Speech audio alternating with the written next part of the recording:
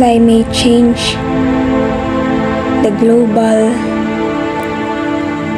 environmental problem which affects especially agriculture, energy,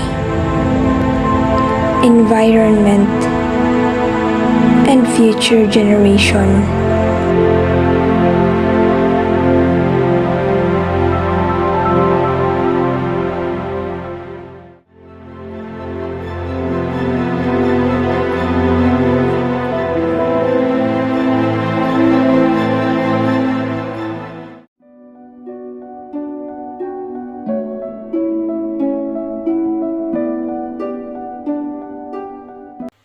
Since ano ngunyan, nakaranas kita ning minsan harap day, di ba po?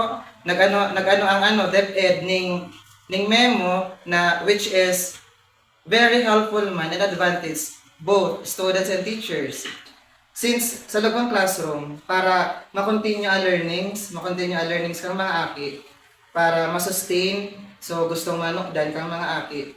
Di ba, nakaano kitang half day and pag afternoon, preparation. Wala naman na magpupala mga aki. So, by that morning, dapat duman, i-full package na so, learnings. Tapos syempre, pag heat wave, minsan data ma-inculcate sa utak ta na maisip na ano ba yung dapat natin pwedeng gawin. Since as a teacher, dapat minsan utak mo ang ano mo, based on the students man sa learning sinda. So ako as a teacher, ginagibo namin, hindi lang naman ako, kami gabosig din, mga high school teacher na. Minsan, duman sa morning na yan, since okay pa man ang panahon, duman kami nagdi-discuss. Nagtatawang lesson, quizzes, assessment, and other activities. Pag afternoon man, since ano na, para ma-continue sa learning, modular kami. Hindi, bangon yan, very, very prone na ang mga sinasabi mga fake news baga. Lalo na very na mga aki sa social media.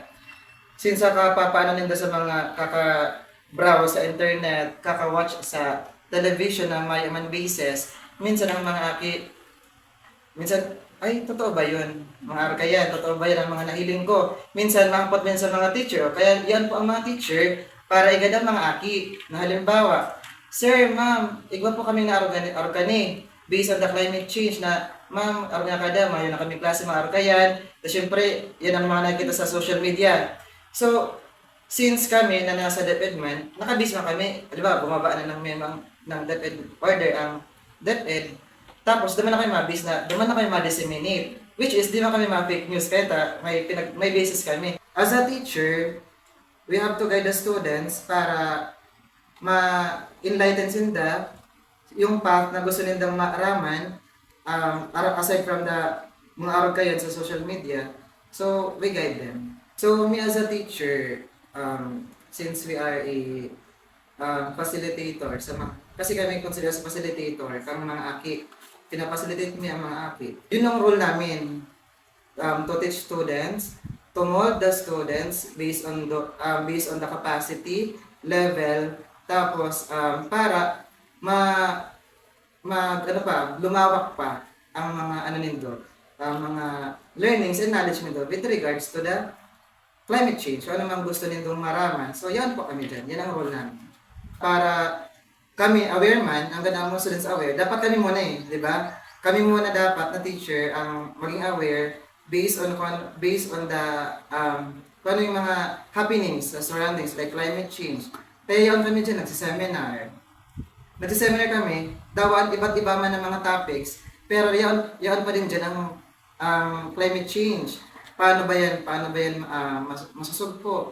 Ano yung mga dapat, yung mga step-by-step procedure na pwede nating gawin at ituro sa indo as a students. So, by that learnings, pwede namin yan ibigay sa indo para kayo na din ang aware. Hindi lang kami ang aware, kayo pati na din kayo mga students. Another symposium. Sa symposium man, not only the students and the teacher involved, pati din ang mga stakeholders and other parents. Kaya nagpapasymposium kasi minsan, ano na ba yung mga nangyayari sa paligid? Halimbawa, tag-uran na ba? Tag-init na ba? Ano na yung mga possibility na pwede nating gawin in case na maranasan natin at maging well prepared kita kung ano ba dapat natin gawin. Kaya minsan nagkukuha kita ng mga speaker sa symposium na well-trained and skilled based on their topics na pwede nang manood kang mga aki. So, since na-mention mo man yan na ang about sa mga parang mga recycled materials, pwede natin dyan maipasok since very broad na ang, halimbawa, na-miss-educate kita regarding po sa mga plastics and other mga hazardous waste na sinasabi. So, para maiwasan kasi di ba it will affect the climate, di ba? Ay, tama. It will affect the climate. Na kung pag-alagala lang dyan ng mga basura, pag-alagala ng mga plastics and other waste, hazardous waste, minsan it will bounce back sa gawa. Kasi ang mga ganyan gawain naman natin, pwedeng bumalikin sa atin. So, it will affect the Mother Earth, mga like, pwede siyang halimbawa sa mga cities, minsan pag pag-alagala mga plastic, di mo na natapon sa tamang basurahan, na waste segregation na sinasabi, minsan it will cause floods and other mga So by that, dapat maging well-educated man ang mga teachers and mga aki as well. Para maiwasan natin through that, minsan sa mga schools, ginagawa yan. Nagkakaroon tayo sa recycled materials like mga plastics na ganyan napapalit na sa mga paligid na minsan ginagawa ko mga So by that naliles or nalulus so pag-cause na pwedeng makaapekto sa iba, pati na rin sa atin at pati na sa mga students. So yun. Nakakapaganda pa ng paligid. Yun. So minsan, sa pag-actual namin, hindi na natin may papasok ang like sasabi mga eco-conscious. Like halimbawa, syempre we use mga ingredients. Syempre may mga may mga plastics and whatsoever, kung mga pa man. So by that, ginaguide ta mga students na halimbawa, yung mga plastics dapat dyan na muna. Set aside na muna. Para hindi masyadong madumi sa cooking area mo, mga arkayan. So, dyan, nadidisiplina ng mga aki. Nadidisiplina na, ay, ganyan pala dapat. Habang nagluluto, before, during, and after, dapat we maintain the cleanliness of the surroundings. And also, sa cleanliness ng surroundings na yan, minsan na nagiging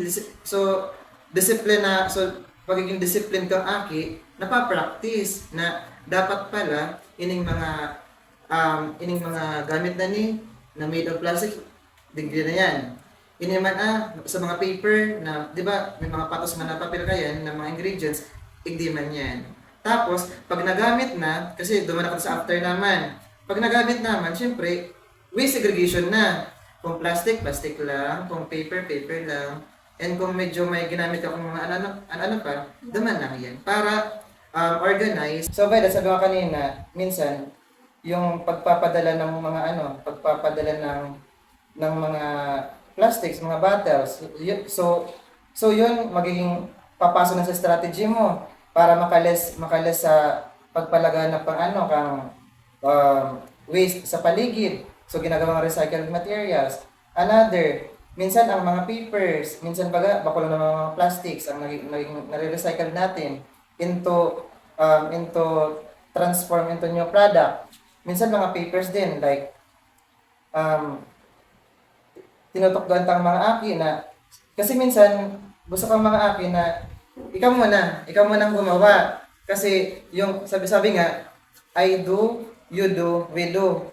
So yan ang palaging na ko sa mga aki na dapat as a teacher sabi I do, ibig sabihin ako man ang gagawa para yung mga aki araman kasi minsan ang isang bata para yung isang galon na wala pang laman. Iya po.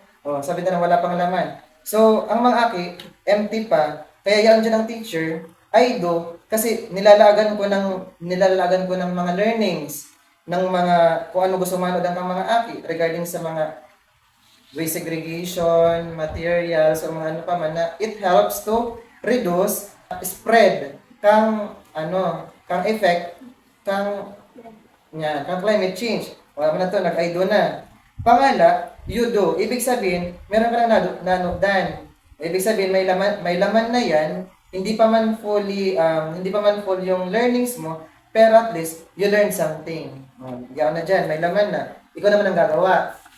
You do na. Pangala, after kan, since puro na kita ko alam, ako may alam na, ikaw may alam na, we do together. Yan. About sa, ay sir, amo din ano kanimo. Amo din so, thank you sir sa strategy na inano mo sa kuya kasi through that at least may alam ako sa mga kanin. So yun yung gusto kong yan ang mga inano ko sa mga aki na strategy at least bakulang sa ko ang advantage pati na rin sa inyo. Arukan.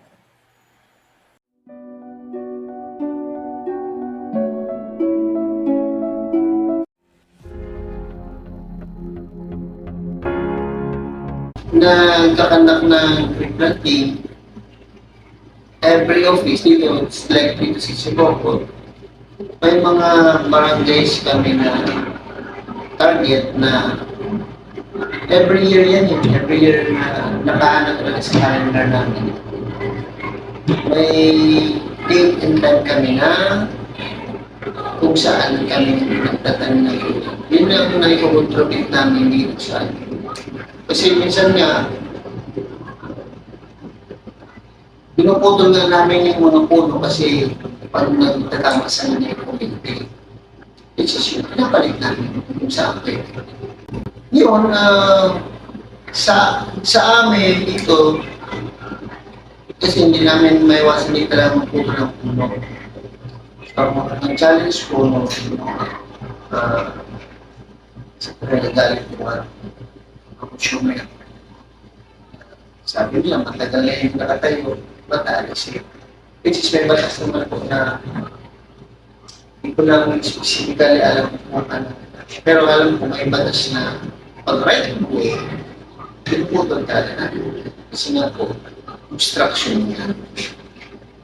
Tsaka may permit naman po yung PNR.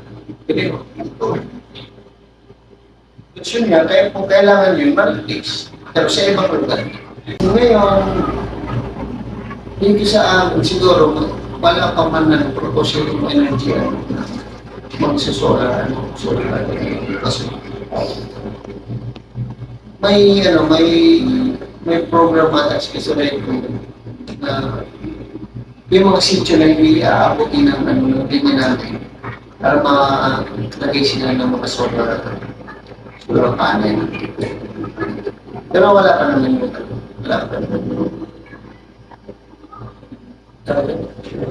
Wala pa naman siya specific kung kailan. Ano pa man yung plano pa lang.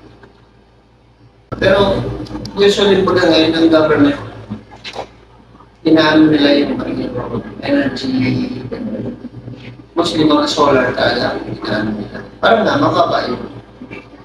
Pag-ubat yung ng proyekto. So sa mga consumer, kailangan tipid. Tipid sa pag-consume. Kasi ang resources natin, limited lang. Kaya nagmamahal ang kuryente kasi pag yung supply ko, tumaas. Mataas din yung bilis natin. So ang gagawin natin para reduce ng energy, hindi naman kailangan gamitin. Patayin, tapos huwag iwan ng bukas. Tapos kung yung appliances ng electric mo, iligay lang sa tamang temperature, and then pag hindi na kailangan talaga, malamig na, patayin. Yun lang. Tipid.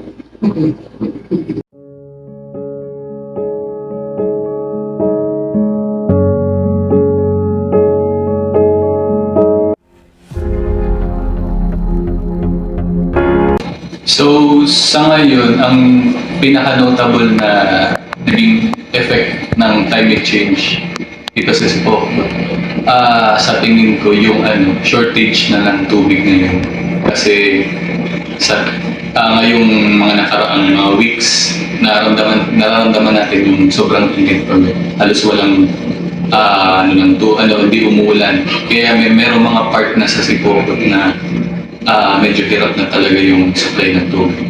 Tapos yung sobrang init talaga na talaga to the point na nagkaroon ng mga suspension, nagka-suspension ng klase lang sa mga elementaries, tapos nagkaroon ng mga kung tinatawag synchronous na classes ba. So yun ang sabihin kong nangyari na effect na climate change. Since ang Sipokot, isa sa one of the municipality na nag-boom in terms of economy, siyempre, pag ang isang lugar, pag dumadami ang economy, dumadami din ang tao. Kasi, yun nga. Tapos, marami tayong mga schools, maraming mga establishments na dito lalo na dumagdag yung mga fast food natin. Ibig sabihin, dumadagdag din yung nade-generate ng mga basura. So, yun ang sa tingin kong pinaka-kapansin-pansin na challenges ngayon ng Sipokot na kami as membro na talagang pinupokusan namin ngayon, yung sa solid waste management ng Sipokot. Kung paano namin leveling yung service namin as a primary office sa solid waste management sa current status ng Sipokot na first class na tayo. Tapos yun na, kailangan talagang mag-double ang effort ng member yun sa paggano sa basura. Sa ngayon, mayroon kaming mga interventions pagdating sa paglaban sa climate change. Isa na din doon sa yung meron kaming program na tinatawag na reforestation program na siyempre reforestation. Pag re-reforest natin yung mga gubat natin na nakabayaan na. At the same time, magbibigay pa lang ng mga livelihood sa mga communities na malapit doon sa plantation. Kasi ang itatanim doon, mga prutas, mga kalamansi na pwedeng makakinabangan ng tao. Tapos, yun, makakatulong na din sa paglaban sa climate change. Yun ang namin yung pinakaan. Saka, na din, yung yung pagsunod, yung talagang pinakasunod namin yung Clean Air Act na talagang bawal yung pagsunog ng basura na pwedeng makakontribute sa climate change. Yung talagang sinusunod dapat yung proper waste disposal na nakasunod sa RA 900. Siguro ang pinaka-general na namin na problema sa pagpapatupad ng yung mga sinabi ko nga. Ang dami sa talaga, syempre mga Pinoy, matitigas ang ulo. Yun, ang daming mga taong walang disiplina talaga. Yun ang namin na kahit consistent kami magsabi sa kanila na bawal no segregation, no collection, bawal magtapon dito, bawal magsunog. Marami pa din talagang matitigas na ulo mga taga-Sipokot na talagang kahit Bicolon mo na, Tagalogon mo na, hindi pa nag-maintindihan. Yun ang talagang meron mga tao matitigas ng walang mga disiplina. Yun ang nakikita kong malaking problema, disiplina ng tao. So, ang gusto ko lang sabihin sa yung mga tao na yun, o hindi naman lang sa tao, lahat sa kalahatan na sa ngayon, para sa tingin nyo okay lang kasi ngayon okay lang kasi parang sa tingin nyo hindi pa masyadong although medyo nararamdaman na kasi sobrang init. Isipin nyo na lang yung paano yung mga future na generation nyo, mga apo nyo, paano na lang ang sitwasyon kung ngayon nagrereklamo na tayo sa sobrang init na tapos yung nangyaring baga sa Sipokot, ang isa doon na naging cause doon, masyadong clog na yung mga drainage natin dahil sa improper waste disposal doon. So, yun nga, gusto ko na lang sabihin na dapat sa sarili pa lang natin, dapat maging disiplinado na tayo sa ng basura. Na kahit sabihin natin, ang liit lang ng basura na yun, wag itapon. Ibulsa, tapos itapon sa tamang basura. So, yun lang gusto ko sabihin. Dapat may disiplina lang talaga ang bawat tao para sa future natin, hindi ganito or mas malilis na natin yung problema natin. So, yun lang. Sa tingin ko ang epekto ng climate change sa ating community, yung mga hayop na inaalagaan, naapektuhan sila kasi natutuyo na yung ibang mga lupa na pwede nilang pagkuhaan ng mga damo para sa pangunahing pagkain nila. Kaya yung mga isda naman, minsan namamatay na kasi yung mga ilog dumudumi kasi yung mga tao nagtatapon ng dumi kung saan saan. Sa tamang pagtatapon ng basura ng mga tao, saka yung hindi pagsusunog ng mga puno, na pagpuputol ng mga hindi dapat putulin na puno para maiwasan yung mga problema para sa mga hayop. Pagsubok, sa tingin ko, yung hindi pagkakaisa ng mga nakatira sa isang komunidad. Kung lahat ng, kunyari sa isang community, kung lahat sila magtutulungan para sa ikabubuti ng kanilang bawat mamamayan, ng bawat mga inalagaan nila, mga hayop, magagawa nila ng maayos. Pero kung yung iba, hindi susunod, hindi nila magagawa ng maayos yung mga dapat nilang gawin. Maraming yung iba, mga hayop na mamatay, yung iba magugutom. Dahil sa hindi nga pare-parehas yung ginagawa nila. Kumbaga wala silang, anong tawag dun? Wala silang disiplina. Dapat lahat tutulong para masolusyonan yung isang bagay. Kung gusto nilang masolusyonan yung isang bagay, dapat lahat ng nakatira sa community dapat susunod. Hindi yung isa lang, dalawa lang para maayos yung maging takbo ng komunidad nila. Ayun. Ilang mamamayan ang maiaambag ko, yung magtatanim ako ng mga puno, mga bagong puno na pwedeng pagkuhaan ng pagkain ng mga hayop o kaya ng mga tao. Tapos, ang iiwasan ko naman yung pagsusunog ng mga basura. Kasi iwasan ko na rin magputol ng mga puno sa gubat para maiwasan din yung pagbaha, para maiwasan ng pinsala. Ayun, sa bawat tao. Para lahat maayos ang pamumuhay. Ayun.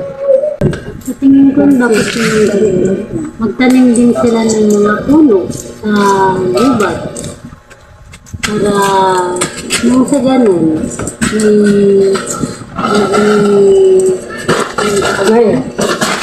meron napapakinabangan na susunod na generasyon pa na isisila. Maraming makikinabang ng hayop, ng mga tao, sa mga susunod, hindi sila nangyayaan na maghanap ng pagkukuhaan ng pagkain. Lupa ang isa sa kaakibat ng buhay ng tao. Isang handog ito sa atin at ito rin ang isa sa mga rason kung bakit tayo nabubuhay. Ang agrikultura ang tinaguriang backbone of economy ng Pilipinas. Ngunit dahil sa madalas na pagbabago ng ating panahon, unti-unti itong bumabagsak. Dahil dito, paano na kaya ang mga taong nakadepende at dumedepende dito? Lahat tayo ay may karapatang mabuhay. Obligasyon natin bilang mga tao na magbanat ng buto upang tayo ay mabuhay. Ngunit sa kabila ng mga unos at dagok na ibinabato sa atin, sana'y kayanin pa nating makaahon mula sa pagkakahulog sa bitak ng buhay. Isa sa 75 barangay na sakop ng bayan ng Libmanan ang Barangay Salvacion, isang lugar kung saan ang pangunahing hanap buhay ay pagsasaka at pangingisda. Isa ito sa napakaraming lugar sa Pilipinas na labis na apektado ng climate change. Halos 3 buwan na ditong hindi umuulan. Kung umulan man, ay patak-patak lamang. Nakilala ko dito ang magsasakang si Tatay Abias. Siya ay isa sa mga magsasakang labis na naaapektuhan ng climate change. Saan kaya ngayon pupunta tayo? Hindi tayo doon sa aking pinapaniman ng palay sa Tubigan. At nang umaga ding yan, ay sumama ako kay tatay papunta sa kanyang palayan upang tumulong sa paggapas ng mga damo sa kanyang tubigan. Malawak ba yung papabasa natin? Malawak, ano yun, nasa mahigit 20 kahon sa Tubigan. Dala-dala ni tatay ang kanyang itak, tigbas, at kawit upang gamitin sa pagtatabas ng mga damo sa kanyang palayan. Habang papunta kami sa kanyang palayan, ay napansin ko na ang mga damo ay unti-unti nang natutuyo dahilan upang halos wala nang makain ang mga baka at kalabaw dito. Araw-araw ay ganito ang ginagawa ni tatay. Alas 5 pa lamang ay nag-aasikaso na siya upang pumunta sa kanyang palayan. Dala-dala ang kanyang kawit at tigbas upang gamitin sa paglilinis sa kanyang tubigan. Pagdating namin sa kanyang palayan, ay kitang-kita na kaagad ang mga malalaking bitak sa lupa. Ganito ang ginagawa ni tatay. Ang mga damo na kanyang natabas ay ipinapakain niya sa kanyang mga alagang kalabaw at baka. Ilang buwan nang hindi umuulan dito, tay? Matagal na, nasa 3 buwan mula nung maani kong palay dito, hindi na umuulan. Kaya kitang-kita natin na grabe na yung bitak sa mga lupa. Dahil maagang nagkainit dito.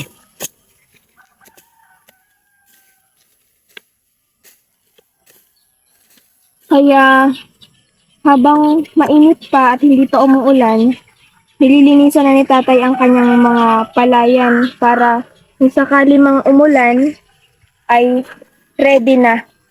Hindi na dadagdag pa sa tatrabahuhin. Habang ako ay tumutulong sa paggagapas ng damo sa tubigan ni tatay, ay hindi ko lubos maisip ang mga epektong dulot ng climate change, lalong-lalo na sa mga magsasakang katulad ni tatay. Labis-labis na nga ang hirap ng buhay, ay dumagdag pa rito ang epektong dulot ng climate change na lubhang naaapektuhan ang sektor ng agrikultura. Lagi bang ganito kapag ganitong buwan? Basta umpisa ngayong makatapos na kami mag-harvest ng palay dito, tuloy-tuloy na ang tagtuyo dito ng lupa. Sa tingin niyo po ba ito yung malalang o pinakamatagal bago kayo nakapagtanim? O isang panahon ngayon na dumating itong tag-araw na to, na matagal bago dumating ang ulan. Kaya makapagtanim kami nito pagka umulan na uli ng malakas. Matagal na po ba kayong nagsasaka? Matagal na, umpisa pa nung buhay pa yung tatay ko, nagsama-sama na ako pagsaka. Hanggang sa matuto na ako, yun, lagi na akong tumutulong sa kanya, kaya natuto ako magsaka ng mag-isa.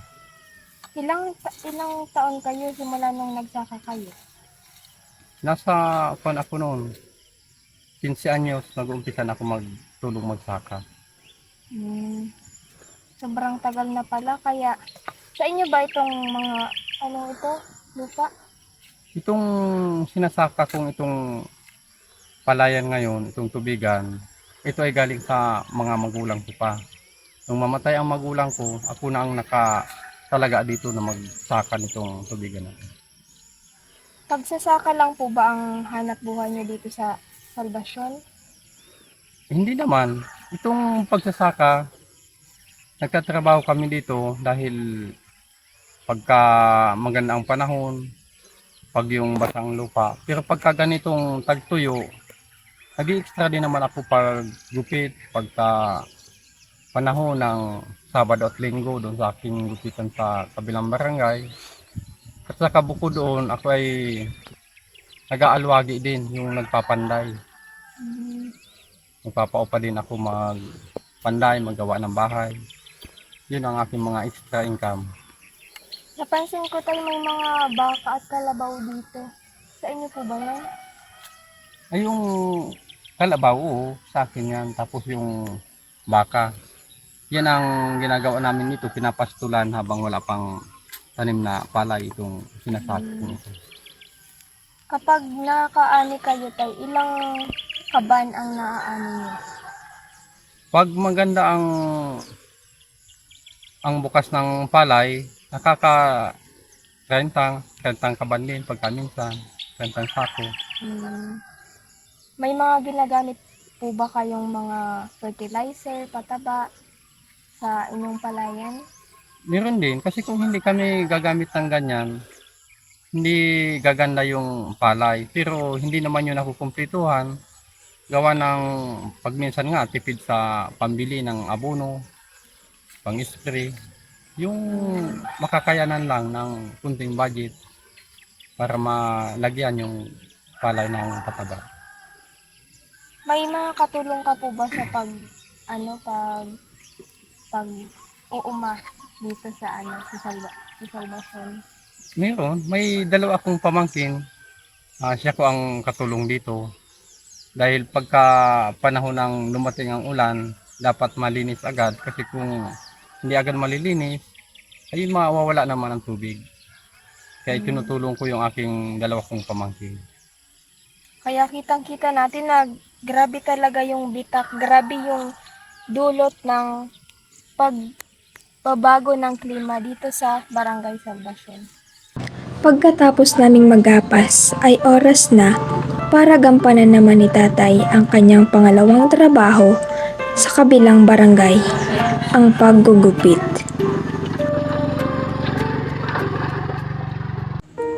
Nang hapon ding yun, ay ipinagpatuloy ni tatay ang pagtatabas ng damo sa kanyang palayan.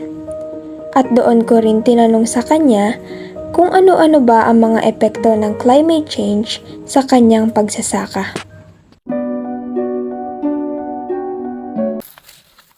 Naapit ko na makaini yung pagtatanong, kani yung tag-init.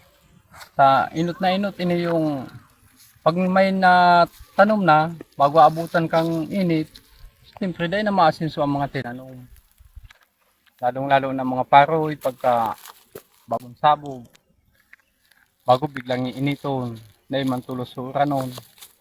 Di dahil gayo ini yun ang bubuhay.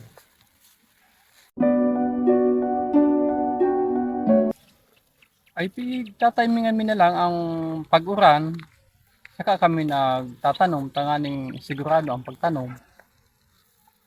Bago itong mga applicable na mga banhi, kung halimbawa nga panahon ng tag-uran, iyon sa mo yung mga pigtatanom.